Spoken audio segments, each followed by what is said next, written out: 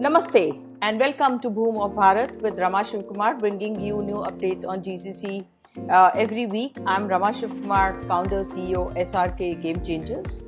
SRK Game Changers is a GCC consulting and services organization providing advisory and setup services across talent, business operations, and workplace solutions. We deliver customized, high performing global GCCs that drive AI and digital innovation. We leverage the expensive tool, and you're creating next generation leaders so that they could work with you. And today we completed 1 year on 6th of May. So thank you so much. It was really a lovely journey. And we also provide talent workflow solutions, building technology as a core. So I wanted to first thank you for that, 1 year completion that have. And also in terms of, your encouraging remarks, we have a very, very important person in the there with us in the studio. And, he is the person who, for him, the talent is the center of the stage for him. He's a he's a technology enthusiast though, but for him, people empowerment is very, very important, and also in terms of using them to build scalable products. So welcome, Nilesh, and thank you so much for joining us today. Can I request you to first introduce yourself? Thank you so much for inviting me, Rama, here. And congratulations for completing 1 year. I think this stage of completing 1 year is one of the most difficult period for any new organization to start. So really appreciate that. And 6th of May, which was almost last week. So wonderful timing for me to be on this podcast along with you. So thank you so much. Mm, as you rightly said, I have spent a lot of years in this particular industry. I complete almost 30 to 31 years into it. I've stopped counted after 28 years. Uh, but then I started somewhere in 94, 95, and this is where I am. I have worked in multiple companies till now. Before joining Pattern, I used to work for a company called Schlumberger, which is into oil and gas before I joined Pattern. Before that, I used to work for a company called Allscripts, which was into healthcare IT. And before that, I used to work for Microsoft. I worked for a company called Image Point and Digital Group. They were Pune-based company, and I ran my own business for 10 years before that. Had a couple of startups that I really had, and so I have experience of a startup. I have experience of tech giant like Microsoft. I have experiences of GCCs like Allscripts and Schlumberger, which are large GCCs. And I have experience of working with Pattern, which is a mid-scale GCC right now. So 30 years of experience into this tech space, and have seen it all grow. And thank you so much. And that day, talking to your team, I could realize the kind of energy that you're bringing there. You've been on the front row seat in transforming India's role from a delivery location to a strategic global hub.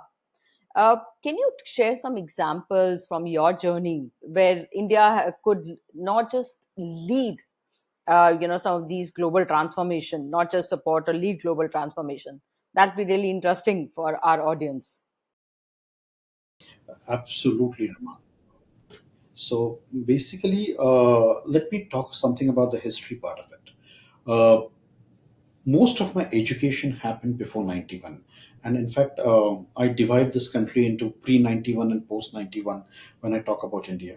Pre 91, the globalization had not happened to this country. We were a closed economy, so even trying to dream of drinking a Coca-Cola or a Coke was a dream for you. uh, had not seen Apple products, had not seen a Mac. So basically, when I grew up, there was a lot of different situation out here. We could not imagine a global product. So basically, whenever we thought about anything which was outside India, it was a terror for us. I was first time when I spoke with somebody outside the country, I was scared. Growing up into that particular age, and then coming to the stage where you get into that leadership position at a global stage was a very important thing. And once I was thinking about it, that when did this transition happen, and I really realized it, that when I joined Microsoft, I read a book called World is Flat. All of you must have read that book. And when I was reading the book, that book starts with the writer starts with sitting in an embassy golf link in Bangalore in front of that golf club. One side is a Microsoft, another side is IBM. And he says that world is flat right now, and I'm sitting here and writing this book. And then he talks about how the talent is there in India. And I suddenly realized that yes, he's right. I don't need to worry about how I have grown, how I have really seen this country earlier. But now the world is treating me as a global talent. And that particular inflection point really converted my thought from being timid in front of somebody outside US to put my shoulders along with them and get there. I started thinking on those lines. I started building myself. And that is the time when I really got that confidence. Once you get that mindset that you are equal to anybody else, then it is not a difficult thing to do. Then you don't get into a yes sir mode. Then you get into I have a thought. Can we really get into it? And I think till that day, I used to say yes sir to every request that came to me from outside the country. After that, it started thinking my thoughts. I would agree with them. I would really think from a strategic things, but that was an inflection point which really converted it.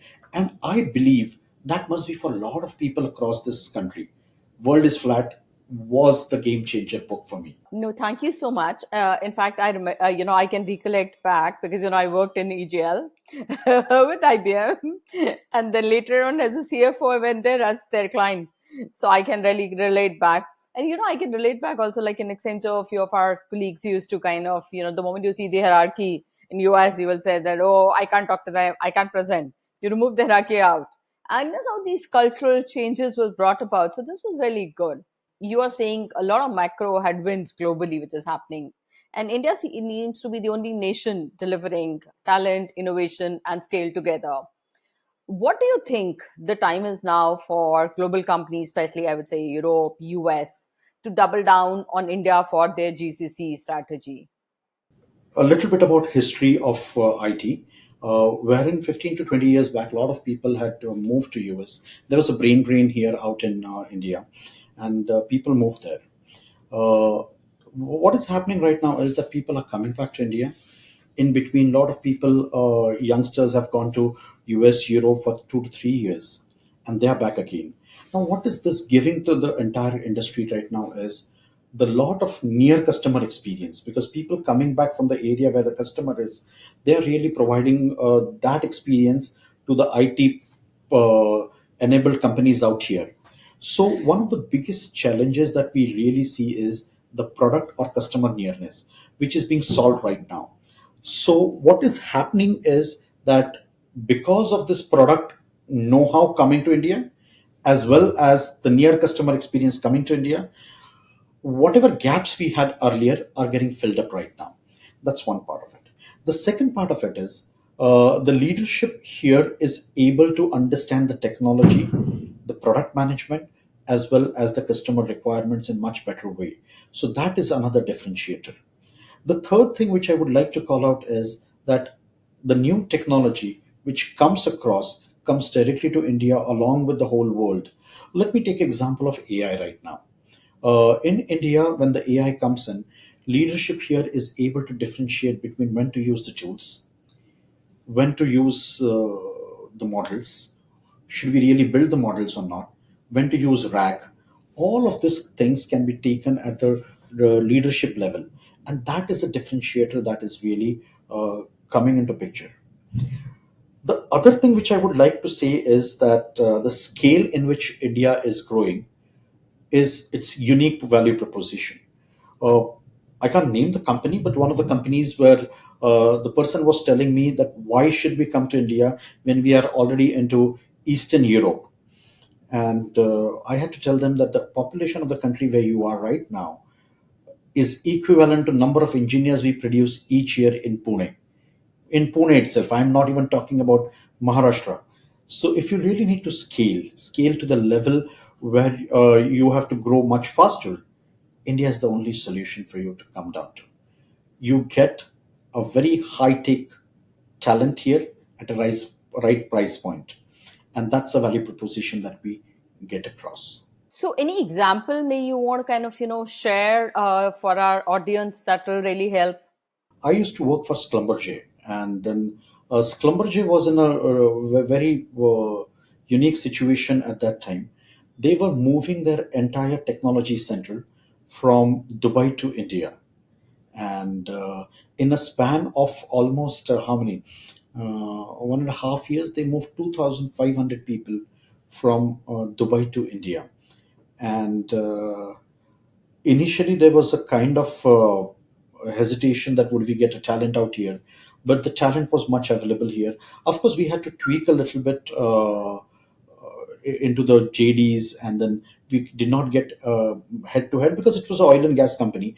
In Dubai, you get more people who have got experience into oil and gas industry as such, and in India, you get more exposure to technology. So we had to make some changes out there, but it really happened for us. That experience was absolutely great, where we transitioned everything in span of that 18 months time and build a complete new team out here in India, in Pune to be more precise. The second example I would like to talk about is my current company, Pattern. Uh, when we came here only for a engineering talent. We got some 85 people in first 2 years, and then we took a decision that we will move the entire back office, engineering, business management, brand management to India. And in last 18 months, we have grown from 85 to 821 people in just 18 months time. We got all the required talent in brand management, creativity, engineering, data science, AI, you name it, and we have it. And the speed at which we were able to really grow is phenomenal. I meant to say India has everything to offer. Uh, well, we have taken that many number of people. My only worry is that how are we going to train so many people out there and really align them towards one goal. So my worries are not gone right now. We have grown, but next 18 months are really going to be crucial for us to really get this talent aligned along with the headquarters. In fact, one of the greatest thing that I have seen in the GCC world is that Pattern leadership in US, our CEO has named Pattern India as headquarter too, and it is not a GCC where it's just a back office. So we are very proud to call it as a headquarters too, and that really pumps everyone's heart with a pride that we are part of the headquarters. And one very major thing that is done here is that there is no red tape out here. So a lot of strategic decision making happens in Pattern India. People are part of the strategic decision making, and a few of the global roles are also started coming out here. So those are the two examples that I would like to call out. No, thank you so much. I can relate back because recently I was talking to a. This is basically a company into the voice BPO, and you're using AI to develop an agentic AI. I would say that develop something on the English or different languages which you could cater to. So there's a lot which could be done. You could use India as creating an innovation lab, and you rightly gave an example about it. They're evolving from not just a PNL but more of a strategic command hub. So thank you so much for sharing this. A lot of times global leaders are worried that India's work dynamic culture might be too fluid for a structured global models, but you have often said that this agility is an asset. So how you have been able to help clients reframe that mindset? Again, I have to go back to one of the conversations I was having with one great writer. Uh, I read books a lot, so I love reading. And this writer was presenting in one of our very big conferences. What he did was he showed us one picture, and that one picture, he said, "What is it?" And it was a arrangement for a three-course meal. So it was plates, the cutlery, and everything kept there. And he asked, "What is it?" And we said, "It's a three-course meal arrangement." He said, "Okay, fantastic. What is a three-course meal?" And then we were able to tell that, okay, the first starters would come, and then the main course would come, and the desserts would come. And to eat the starters, this is a cutlery that needs to be used. So he said, "Okay, fantastic." So the chef knows who is going to eat what, You know, your neighbor knows, your person sitting in front of you knows what you're going to eat, how you're going to eat, and everything is set there. Then he showed one more picture, and it was of Gujarati thali. And he said, "What is it?" And then we all identified it's a thali. He said, "Okay, what do you mean by thali?" And we said that we eat this and this. And then he said, "Do you also know what is it that you're going to eat next? Are you going to eat a gulab jam out of that? Or are you going to eat sabji out of that, or a papad out of that?" Nobody knows. So that was one. The second example he showed was, he showed us a aerial picture of Europe, where the roads were parallel to each other, perpendicular to each other, and then there were sectors, and you could go anywhere. And he said, "Okay, these are all straight roads, perpendicular roads." And then he showed us a picture of aerial picture of Bangalore, where the roads are curvy, the traffic is moving, somebody coming from left, somebody coming from right. And he said, "What is this?" And we identified this is a busy road in any Indian city. And he said, "Now, what exactly does this mean?" It means that Indians figure out where to go, how to go in whatever situation is given. And Europe or US, they want a very structured approach. So, whenever an Indian talks with anybody in Europe or anybody in US, he would present, "This is plan A, this is plan B." Your customers or your headquarters will accept that plan. The Indian will come back, he will produce the results the way he knows how to figure it out, and then he will put it into the same plan and represent it again. So Indians know how to talk with people, how to get the results, and how to convince them. We figure it out. I don't like the word jugad, but then I think we are the people who know how to get things done in the limited resources what we have. It is only the timing for US to understand, or headquarters to understand, that they will deliver. So if you deliver it consistently, I think you are able to remove that mindset from your headquarters, that culturally you're different, but then you still mean business, you still mean getting the results. So that is what is very important. The only other thing is that transparency is very much required while you do this.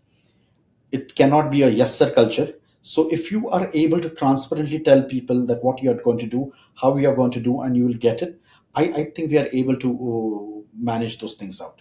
We respect the other culture, and we ensure that we stand by our culture. So these are the few major things that we did, and we were able to build that confidence. Awesome. That was a really good example about, the curvy roles and how Indians can find out a solution to a problem. And I would relatedly ask you that, today we're talking about, Prime Minister is talking about Viksit Bharat 2047.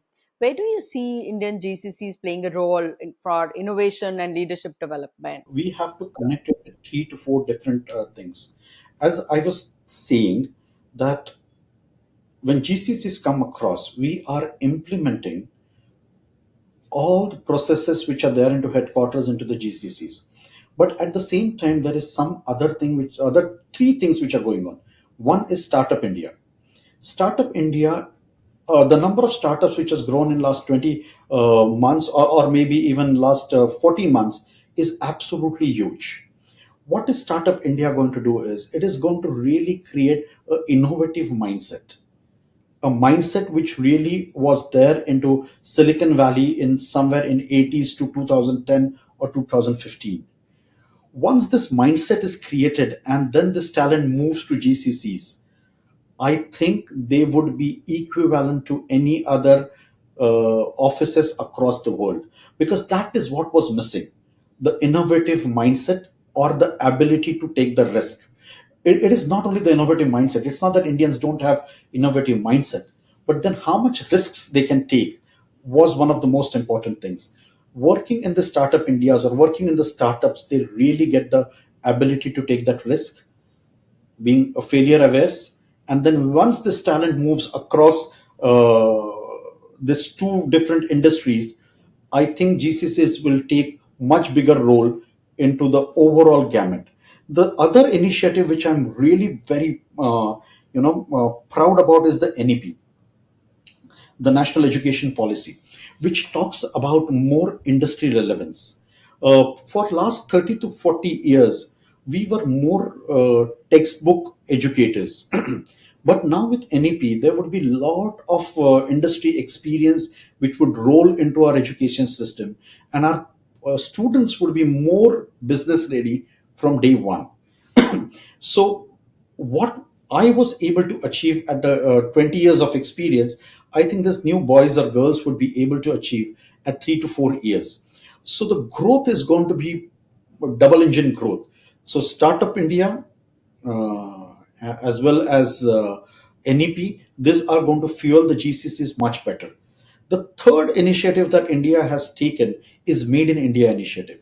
So Indian economy is not only going to be relying on GCCs, it would also have the ingrown companies. And we may get to a situation where we have a GCC, which is an Indian startup, and into the Eastern Europe, or maybe say Serbia or Philippines or Vietnam, command lines will certainly go off. So these are the few initiatives together is going to take GCCs much ahead in next 20 years. Exciting time to be Rama right now. I'm so happy that I am at this particular time of the country where it's an inflection point. It is exactly like being in 90s in Silicon Valley in California. So we're very excited about it. And companies like you are going to help us be better people into GCCs. So really exciting. Thank you so much for this, Nilesh, and I can see the passion around this. So thank you for bringing about the dual engine, and that's very important for people to understand. Our governments and stuff have changed. Today we could open the new companies within couple of days. It's not something that we were kind of struggling over there. So it's time, Nilesh, for a rapid fire question, though we are finding it very difficult to let you go or kind of come to the end of our session. So if India GCC story were a movie, what would the title be? Titles that I find in English is Built to Last.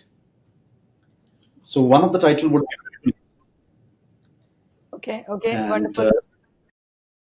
if I have to talk about a Hindi title, I would say it's going to be Naya Daur. I know people from my generation can relate back to that, the Naya Daur, but you rightly said that's really awesome. That's what, the changes that our new generation, our kids are bringing in, and our new government and these GCC are going to bring in. Which global brand do you think has cracked the India GCC model really well? I would say three. Uh, I would talk. One is Cisco. Cisco was one of the first GCCs. Of course, it came pretty late. It did not come first. Texas Instrument was the one which came in 1985. They were the one who paved the way for all the GCCs to come in. In fact, there's a wonderful story out there. But then I would say Cisco. Cisco was the first one which got the engineering leadership in India. The strategic differentiation can happen through India. Was Cisco, which started in Bangalore. So that was one. I would say SLB. SLB got the entire product development. Of course, I have got some very close there to SLB, so I'm going to call SLB out because they had done a wonderful job out there. And the third company is Microsoft. So Microsoft was the first company in India, which was a GCC, which was also catering to India market, which was also catering to few of the biggest products in the world, and to become the $1 billion company in India was Microsoft. So I would call out these three companies. Well, two I worked in, so I have got a bit biased towards both of them. No, no, thank you so much for this. And Nilesh, thank you so much for being with us today and talking to our audience and a lot of good examples that you could share with them. So thank you once again for this. And our audience would definitely learn a lot from these examples. So for the audience, thanks for turning into this special episode of Bhoom of Bharat. Don't forget to subscribe for more insights on our ideas and innovations which are shaping our world. If you have any thoughts or stories to share on this topic, love to hear from you.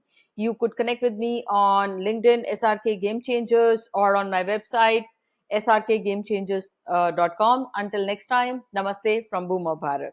So thank you so much, Rama. Really appreciate for you to invite me onto your podcast. All the best for your initiative. I love the name SRK Game Changes. So it's wonderful. So thank you so much, and all the best.